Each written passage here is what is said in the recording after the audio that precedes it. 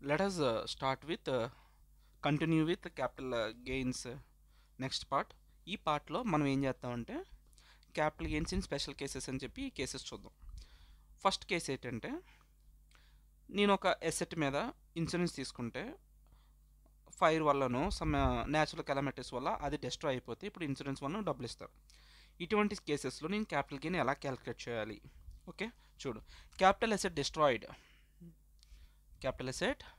Destroyed and amount are other asset received from insurance company under section 45(1)(a). ఇప్పుడు ఎలా చేస్తాం? ఏం చెప్తుందంటే, బాబు క్యాపిటల్ గెయిన్స్ అనగానే మనకి ఏం తెలుస్తుంది? సేల్ కన్సిడరేషన్ ఉండాలి. సేల్ కన్సిడరేషన్ నుంచి ట్రాన్స్ఫర్ ఎక్స్పెన్సెస్ మైనస్ చేసాక కాస్ట్ ఆఫ్ ఎక్విజిషన్కి లాంగ్ టర్మ్ అయితే ఇండెక్సేషన్ ఇస్తాం, లేకపోతే ఇండెక్సేషన్ దానికి ఏమైనా కాస్ట్ ఆఫ్ ఇంప్రూవ్మెంట్స్ ఉన్నాయో చూసుకుంటాం, అంతే కదా. అయితే ఇప్పుడు ఎలా చేయాలి అంటే, ఇప్పుడు నాది కాలిపోయింది, I lost my plant and machinery. ఇప్పుడు నాకు డబ్బులు ఎవడిస్తాడు? నేనేమైనా అమ్మట్లేదు కదా. But you will receive money from the insurance company, right? ఆ ఇన్సూరెన్స్ కంపెనీకి ఏదైతే ఇచ్చిందో దాన్నే సేల్ కన్సిడరేషన్ కింద కన్సిడర్ చేయమంటున్నాడు. Sale consideration is equal to amount received or, ఒకవేళ అమౌంట్ ఇవ్వకుండా నీకు వేరే అసెట్ ఇంకో మిషనరీ ఇచ్చింది అనుకో, ఆ మిషనరీ యొక్క ఫెయిర్ మార్కెట్ వాల్యూ తీసుకో. Fair market value of the asset received from the insurance company, that is the sale consideration you have to consider. Okay, next, capital gain taxable in the year in which claim is received. ఈ రెండు పాయింట్లు నేను చెప్తాను. For example, మన example ఏంటంటే 21-22లో నా యొక్క plant నా గొడౌన్లో పెద్ద ఫైర్ వచ్చి మొత్తం అసెట్స్ అన్నీ పోయాయి. ఓకే, ఇన్సూరెన్స్ వాడు నాకు డబ్బులు ఎప్పుడు ఎత్తాడు? I lost my asset in 21-22 due to fire. But I receive compensation from insurance company in 25-26. So ఇప్పుడు రిసీవ్ చేసుకున్నది ఎప్పుడు? 25-26 కదా. ఇప్పుడు ఇన్కమ్ ట్యాక్స్ వాడు డబ్బులు ఎప్పుడు కట్టమంటాడని? When you receive then you pay the tax. అది ఇక్కడ చెప్పేది. Capital gain taxable in the year in which claim is received. ఎప్పుడైతే రిసీవ్ చేసుకున్నా అప్పుడే కట్టు. మరి ఇప్పుడు ఇండెక్సేషన్, ఇప్పుడు నేను ఎప్పుడు కొని ఉంటాను? 2015లో కొని ఉంటాను. అది మనకి ఇండెక్సేషన్ చేసేటప్పుడు స్టార్టింగ్ పీరియడ్ కావాలి, స్టార్టింగ్ నుంచి ఎప్పుడు ట్రాన్స్ఫర్ జరుగుతుందో అది కావాలి. అయితే ఇటువంటి కేసెస్లో ఏం చేయమని చెప్తున్నాడంటే, 2015లో నేను కొనుక్కున్న డేట్ ఇక్కడి నుంచి ఎక్కడి వరకు చూడాలి? 25-26 వరకు చూడాలా, లేదంటే 21-22 వరకు డిస్ట్రక్షన్ ఎప్పటి వరకు జరిగిందో అప్పటి వరకు చూడాలంటే డిస్ట్రక్షన్ పాయింట్ చూసుకో. డిస్ట్రక్షన్ పాయింట్ ఇప్పుడు 21-22. సో అదే చెప్తుంది. Index for the transfer year is equal to year of destruction. You consider this year of destruction. Okay, ఒకవేళ నీ కర్మ కాలిపోయి ఇన్సూరెన్స్ కంపెనీ వాడు నీకు ఏ ఇన్సూరెన్స్ ఇవ్వలేదు, అప్పుడు ఏం చెప్తావు? If no claim is received then no capital gain and loss is dead loss. ఒకవేళ నీకు ఎవడో ఇవ్వలేదనుకో, that is a dead loss.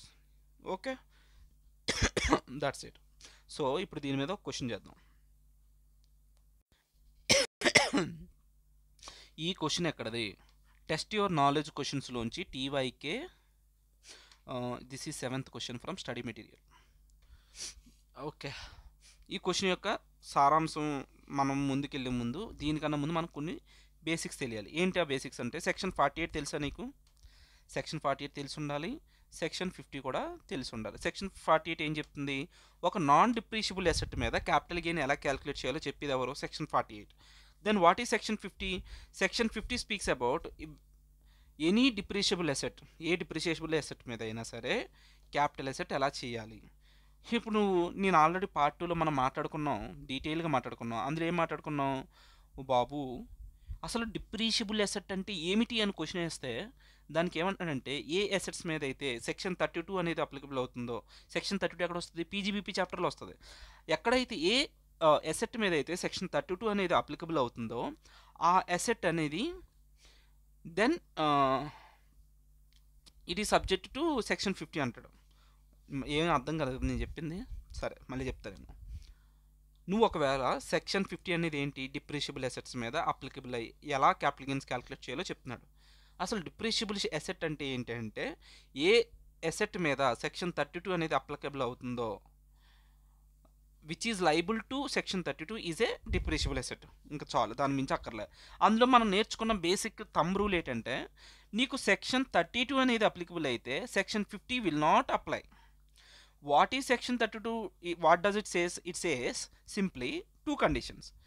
నీ దగ్గర ఏదైతే అసెట్స్ ఉన్నాయో the block of the assets that you are having it should have the count of the asset ఉండాలి, count ఉండాలి, and it should have some value.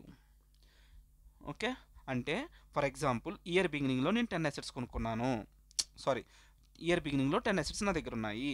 అందులో నేనేం చేశాను, సారీ నీట్గా రాద్దాం, సరే ఇక్కడ చూస్తాను చూడు.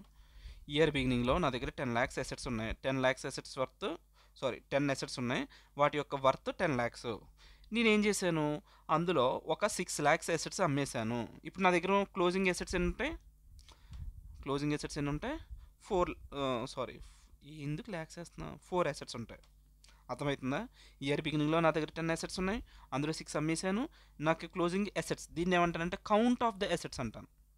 అండ్ దీని వాల్యూ ఫర్ ఎగ్జాంపుల్ ఇక్కడ నేను 6 lakhs అమ్మేశాను, 6 అసెట్స్ని 6 lakhs అమ్మేస్తే ఎంత ఉంది, closing value of the assets 4 lakhs.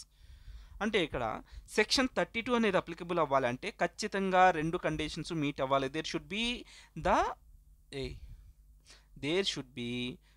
The asset అనేది ఎగ్జిస్ట్ అయి ఉండాలి, కౌంట్ ఆఫ్ ఎసెట్ అనేది ఎగ్జిస్ట్ అయి ఉండాలి, and it should have value.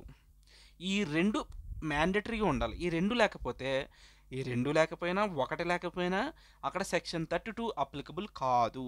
Wear ever section 32 ends there section 50 starts. ఓకేనా? అది ఇప్పుడు ఇలా కాకుండా ఇంకొకలా ఆలోచిద్దాం. ఫర్ ఎగ్జాంపుల్ 6 అసెట్స్నే నేను ఎంతకు అమ్మేశాను, 10 lakhs అమ్మేశాను అనుకో. ఓకేనా? ఇక్కడ 10 lakhs అమ్మేశా. నా దగ్గర ఇంకా remaining there are 4 assets, but the value became 0. ఇప్పుడు నేనేం చేయొచ్చు, ఇక్కడ ఇంకా నీకేముండదు, పీజీబీపీ కింద సెక్షన్ 32 అప్లై చేయాలో, you have to do section 50. How to do section 50 calculation అంటే సింపుల్, ఏమి లేదు. సెక్షన్ 50 ఏం అసలు క్యాపిటల్ గెయిన్ అంటేనే సేల్ కన్సిడరేషన్ నుంచి ఇది తీసి అది తీసి అంటాడు. అయితే ఇక్కడ మనకు ఆల్రెడీ ఉంది, I will show you, wait. See section 50 ప్రకారం ఎలా క్యాలిక్యులేట్ చేయాలి అంటే, నీ దగ్గర సేల్ కన్సిడరేషన్ ఒకటి ఉంటుందా, అది తీసుకో, దాంట్లోంచి ట్రాన్స్ఫర్ ఎక్స్పెన్సెస్ ఏమైనా ఉంటే మైనస్ చేసే. ఇప్పుడు ఏం చేయాలంటే, ఇప్పుడు నీ దగ్గర ఓపెనింగ్ డబ్ల్యూడివి, నీ దగ్గర ఉన్న డబ్ల్యూడివి ఓపెనింగ్ ఉంటుంది కదా, దానికి ఏమైనా చేయాలి, assets acquired during the year. ఈ ఇయర్లో ఏమైనా అసెట్స్ ఎక్వైర్ చేస్తే అది తీసుకో. ఓకేనా? ఏం చేస్తున్నాం, ఓపెనింగ్ డబ్ల్యూడివికి assets acquired during the year, ఈ 2 కలిపితే ఒక వాల్యూ వస్తుందా, దాన్ని మైనస్ చేసే. ఇప్పుడు ఏదైతే వచ్చిందో దాన్ని ఏమంటాం, either it will be a short term capital gain or short term loss, capital loss. ఇప్పుడు నీకు ఒక చాలా important thing we have to remember, section 50 కింద we always have either short term capital gain or short term capital loss, but we never have long term capital gains. Okay, ఇంత జ్ఞానంతో సరిపోతుంది, we can solve the question. మనం చేస్తున్న question ఏంటి, టీవైకేలోంచి 7th question. ఏం చెప్తున్నాడు ఈ క్వశ్చన్లో, నా కర్మ కొద్దీ ఇది ఇప్పుడే లోడ్ అవుతుంది, టైం వేస్ట్ మనకి. సరే చూడు, ఇక్కడ ఏం చెప్తున్నాడంటే question number 12 from Atul sir బుక్లో అయితే ఇది క్వశ్చన్ నెంబర్ 12. ఓకే, ఏం చెప్తున్నాడు, ఒక ఎస్ఎస్సి ఉన్నాడట, ఆడేదో బిజినెస్ చేస్తున్నాడు, మ్యానుఫ్యాక్చరింగ్, సిల్క్ ఆర్ట్, నువ్వేం చేస్తావు మాకెందుకు. ఇట్ పర్చేజ్డ్, వాళ్ళు మెషినరీ కొనుక్కున్నాడు 4 lakhsకి, ఎప్పుడు 2020లో. ఇన్సూరెన్స్ చేయించుకున్నాడు ఎవరితోనో, సడన్గా ఈ ఫ్లడ్కి ఎర్త్క్వేక్కి ఏదో ఇన్సూరెన్స్ చేయించుకున్నాడు. ఆ ఎసెట్ యొక్క రిటర్న్ డౌన్ వాల్యూ ఎంత వచ్చిందట, April 2024కి 1,87,850. Insurance company policy reinstated a clause requiring the insurance company to pay the value of the machinery as on the date of the fire in case of destruction of the loss. A fire broke on in August 2024. ఇవన్నీ మాకు ఎందుకురా, మన దగ్గర ఒక asset ఉంది, ఆ asset ఎంత, 4 lakhs, ఎప్పుడు కొనుక్కున్నాం 2020లో. సో దాని రిటర్న్ డౌన్ వాల్యూ April 24కి ఇంత ఉంది. నీ కర్మ కాలిపోయి August 24న నీ మ్యానుఫ్యాక్చరింగ్ యూనిట్ తగలబడిపోయింది. తగలబడిపోతే ఇప్పుడు ఏం చేసాడు, ఇన్సూరెన్స్ కంపెనీ వాళ్ళు, the SSC company received a some of 4 lakhs from the insurance company on 15th March 2025. నీ కొంప ఎప్పుడు తగలబడిపోయింది, ఆగస్ట్లో. ఆగస్ట్ అంటే ఆగస్ట్ తర్వాత ఎప్పుడు ఇచ్చాడు నీకు, March 2025లో ఇచ్చాడు. Okay, discuss the issues arising on account of transaction of their tax treatment.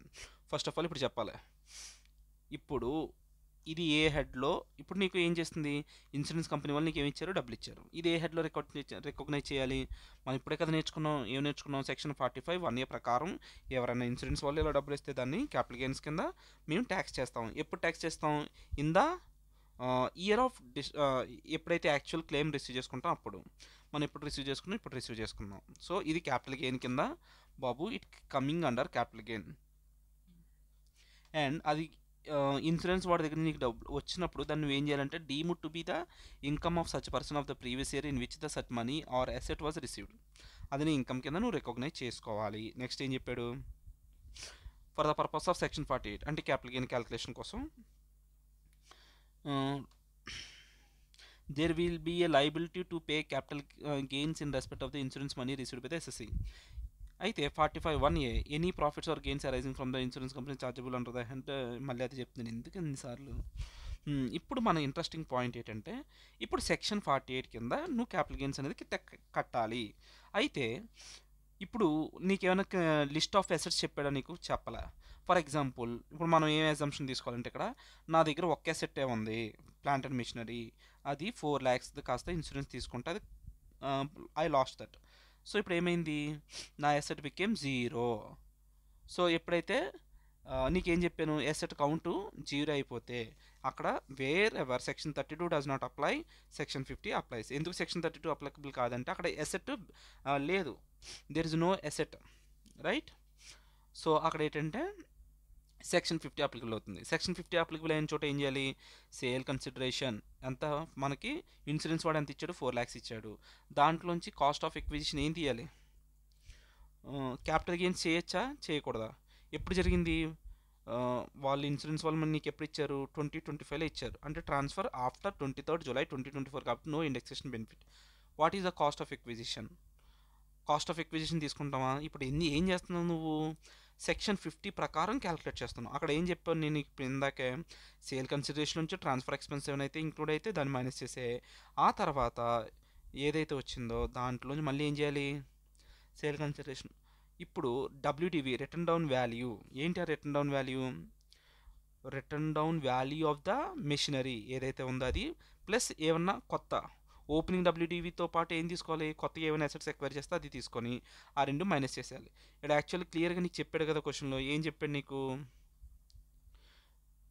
Insurance company sorry WDV ఎంత ఉందంటే రిటర్న్ డౌన్ వాల్యూ 1,87,850 సో 1,87,850 అనేది 1,87,850 అనేది మైనస్